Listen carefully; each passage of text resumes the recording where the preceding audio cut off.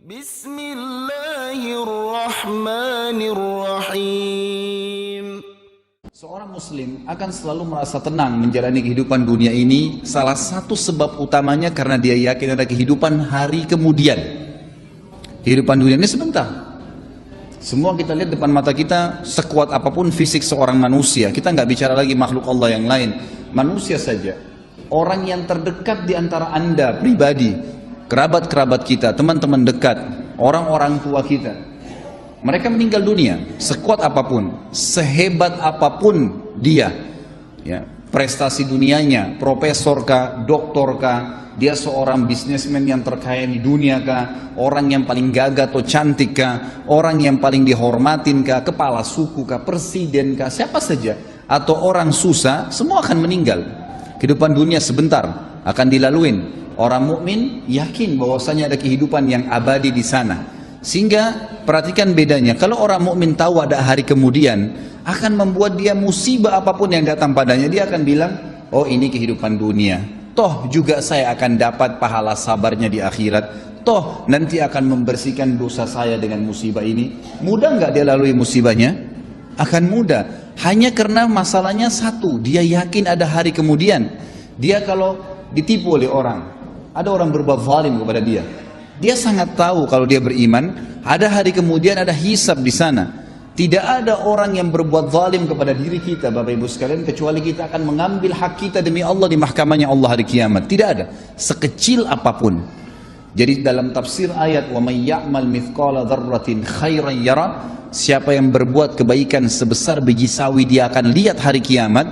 Kata ulama, dihadirkan di depannya tempat dia lakukan pada saat itu, jenis pekerjaannya, waktunya, seperti dia melihat sebuah cuplikan film yang dia lihat bagaimana dia melakukannya, dan dia ingat wa may ya'mal mithqala dzarratin syarran yara, dan siapa yang berbuat keburukan sekecil biji sawi pun dia akan lihat pada hari kiamat tempatnya, kapan dia lakukan, siapa yang sedang dia jahati, dan seterusnya akan diperlihatkan pada hari kiamat. Tidak ada sesuatu yang hilang. Bukankah hadis Nabi SAW yang masyhur riwayat Bukhari, bahwasanya apakah kalian tahu siapa orang yang bangkrut? Hadis ini sudah sering masyhur di kalangan para dai-dai kita.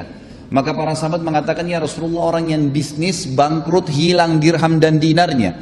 Kata Nabi SAW, bukan, itu kecil kalau cuma dirham dan dinarnya yang habis, rupiahnya habis, tokonya bangkrut, itu kecil, tidak ada masalah sebenarnya. Tapi orang yang bangkrut yang sebenarnya adalah orang yang datang hari kiamat membawa pahala sholat lengkap, pahala puasa lengkap, pahala haji, pahala sedekah, banyak sekali. Tapi dari sisi lain pernah mencaci maki orang yang ini, pernah memukul orang yang itu, pernah mengambil haknya orang yang ini, dan tidak minta maaf, tidak mengembalikan hak-hak itu di dunia.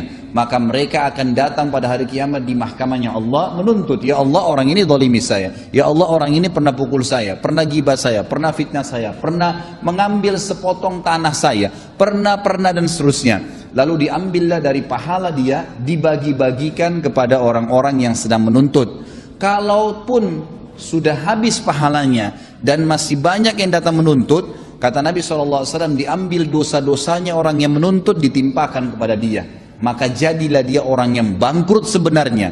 Pahalanya semua habis, ditambah lagi ditimpakan kepadanya dosa-dosanya orang yang akan menyebabkan dia menanggung hukumannya, gitu kan? Maka dia dilemparkan, kata Nabi SAW, ke dalam api neraka lebih jauh daripada jarak timur dan barat. Perhatikan kalau orang beriman membaca hadis ini, kira-kira apa yang membuat dia khawatir kalau dia terzalimi di dunia? Gak ada sesuatu. Kalau kita tidak bisa mengambil hak kita di dunia, kita akan panen dalam bentuk pahala pada hari kiamat. Akan melahirkan ketenangan jiwa. Kita akan tenang, ternyata tidak ada yang hilang tuh. Sendal kita yang pernah diambil, HP kita yang pernah dicuri, kunci mobil kita yang pernah hilang, mobilnya pernah hilang, pernah dibuat apa sajalah kezaliman orang lakukan. Tidak ada yang akan selamat pada hari kiamat. Allah Subhanahu wa ta'ala akan datang dan menghakimi semua hambanya. Sampai kata Nabi SAW di dalam hadis yang sahih, kalian akan berbicara dengan Tuhan kalian tanpa ada penterjemah di antara kalian pada hari kiamat, dan Allah akan menghakimi semua hamba-hambanya pada hari itu. Semuanya, tidak terkecuali, tidak ada yang bisa lolos pada saat itu. Beriman pada hari kiamat, hari kemudian memberikan ketenangan jiwa. Seorang muslim tahu, orang mukmin tahu, pada saat dia lahir, saya nggak bicara kalau anda sehat kemudian tiba-tiba anda stroke, itu ringan. Bagaimana dengan orang yang baru lahir tiba-tiba sudah cacat, udah buta matanya, udah nggak bisa jalan, Apa kira-kira yang bisa menghibur dia coba? Kalau Anda sebutkan apa yang saya sebutkan sekarang tentang masalah, tanamkan dalam hatinya adanya hari kiamat dan semua cacat fisik di dunia ini tidak akan dibawa di akhirat. Tidak akan dibawa di akhirat. Karena fisik yang kita pakai sekarang hanya sebatas di dunia. Hanya sebatas di dunia. Hadis Nabi SAW riwayat Bukhari yang berbunyi, kata Nabi SAW, jasad kalian akan dimakan oleh tanah. Ya, kecuali tulang ekor kalian yang darinya Allah akan membangkitkan kalian pada hari kiamat. Ya, akan dibangkitkan. Allah akan turunkan hujan yang akan menetesi setiap tulang ekor tersebut dan akhirnya kalian tumbuh seperti tumbuhnya tanaman dan Allah membuatkan fisik yang baru. Fisik yang baru. Apa kata Nabi SAW? Semua laki-laki Allah akan berikan fisik seperti ayahnya Adam, 60 siku ke langit. Jadi fisik yang kita pakai sekarang ini cuma sebentar. Di dunia, mau cacat, mau sempurna, mau gagah, mau cantik, itu sebentar, duniawi. Di akhirat kita akan punya fisik baru. Posternya semua laki-laki seperti Nabi Adam, 60 siku ke langit artinya 27,5 meter. Dan semua perempuan 40 siku ke langit artinya 17,5 meter. Semua sama, yang kafir dan beriman akan sama fisiknya. Akan diberikan fisik yang baru oleh Allah Subhanahu wa ta'ala. Kira-kira terhibur nggak orang yang bangun lahir dalam keadaan stroke atau lahir dalam keadaan cacat kalau kita mengatakan ini cuma di dunia, atau dia mengatakan oh ini cuma di dunia saya laluin, pada saat saya meninggal setiap detik bisa datang malaikat maut, maka saya akan meninggalkan jasad ini dan saya akan mendapatkan jasad yang baru. Nggak ada masalah bagi dia. Beriman kepada hari kiamat itu akan mendatangkan ketenangan jiwa bagi seseorang. Juga dari sisi yang lain, dia tidak akan bergantung dengan dunia. Dia akan meninggalkan dunia ini, dia jadikan dunia ini di belakangnya. Ulama sudah sepakat mengatakan, siapa yang mendahulukan akhirat dalam kehidupannya, maka dunianya akan ikut. Dan siapa yang mendahulukan dunianya, maka akhiratnya akan luput. Hilang akhirat itu. Tidak bisa. Coba Anda fokus ke masalah akhirat. Azan, sholat. Waktunya puasa, puasa. Waktunya baca Al-Quran, baca Al-Quran. Berzikir, berzikir. Pokoknya ibadah. Waktunya sedekah, ya bersedekah. Semuanya dahulukan masalah akhirat. Maka dunia kita akan datang dengan sendirinya. Dimudahkan oleh Allah Subhanahu wa ta'ala. Dimudahkan dengan sangat mudah. Allah Subhanahu wa ta'ala datangkan dari belakang dia. Tapi orang subhanallah yang kejar dunia, sibuk dengan meetingnya, lupa dengan sholatnya dilewatkan. Ya subhanallah, bisa dia dahulukan meeting dengan partner bisnis daripada bertemu dengan Allah Subhanahu wa ta'ala. Yang kalau dia bahasakan bahasa kantor sama saja dia sedang absen dengan Allah. Sebenarnya pada saat itu pencipta langit dan bumi yang memberikan kepada dia ruh, yang ciptakan jasadnya, yang mengizinkan hidungnya bisa menarik oksigen sehingga dia bisa hidup, ditinggalkan hanya dengan urusan dunia? Nggak mungkin. Tapi orang kalau yakin dengan hari kiamat, dia tahu ada Allah SWT akan menghisab pada saat itu, dia akan lebih mendahulukan masalah akhiratnya. Dunia akan jadi kecil bagi dia. Seorang mukmin pada saat punya rumah besar terus tiba-tiba jadi rumah kecil, nggak masalah buat dia. Nggak masalah buat dia, nggak ada masalah karena semuanya dia tahu dunia sebentar, gitu kan?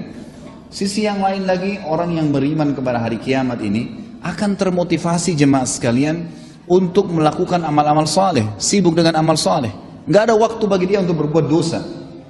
Ingat, setiap dosa yang kita lakukan, kalau berhubungan dengan Allah Subhanahu wa ta'ala, zina, tidak sholat, syirik, berhubungan dengan Allah Subhanahu wa ta'ala langsung, kita taubat kepada Allah, Allah ampuni. Tetapi perbuatan dosa itu akan mendatangkan konsekuensi dari Allah. Hukumannya ada, pembersihan dosa itu. Kalau orang mukmin tahu ini, Anda sebagai orang yang beriman tahu bahwasanya setiap dosa yang saya lakukan akan ada konsekuensi hukumnya, Anda tidak akan melakukannya. Banyak orang berani, kalau dalam bahasa ulama itu tajarra Allah, dia berani sekali pada Allah, karena dia belum tahu kalau dia melakukan satu perbuatan dosa akan datang konsekuensi hukum dari Allah, nggak bisa dia selamat. Umumnya kata ulama, kalau telinganya melakukan perbuatan masalah, matanya melihat yang haram, hidungnya menghirup yang haram, lisannya mengucapkan kalimat yang haram, bibirnya mungkin mencium sesuatu yang diharamkan, tangannya menjamah yang haram, kepalanya diletakkan pada yang haram, kemaluannya diletakkan pada yang haram, kakinya melangkah pada tempat yang haram, pasti di anggota-anggota tubuh ini Allah datangkan hukuman. Jangan heran kalau Anda pernah berbohong, tiba-tiba ada satu waktu kena sariawan. Itu sudah umum kata ulama kalau berhubungan dengan Allah Subhanahu wa ta'ala. Atau bisa Allah datangkan musibah yang lain. Allah Subhanahu wa ta'ala mendatangkan hukuman. Maka Bapak Ibu sekalian jangan merasa aman dengan dosa kepada Allah Subhanahu wa ta'ala. Enggak main-main itu. Kalau kita tahu dan kita beriman bahwasanya al-jaza min jinsil amal, sebagaimana sabda Nabi SAW, akan datang balasan sesuai dengan kadar perbuatan seseorang, maka kita tidak akan lakukan itu. Begitu pula dengan berhubungan masalah haknya manusia, mencuri, menggibah, memfitnah, haknya manusia, mengambil haknya dia. Kalau kita tidak kembalikan, mungkin karena kita anggap kita orang hebat, punya strategi, punya cara untuk menipu orang, atau punya ilmu, atau punya kedudukan, lalu kemudian kita menindas orang lain, orang itu tidak bisa menuntut.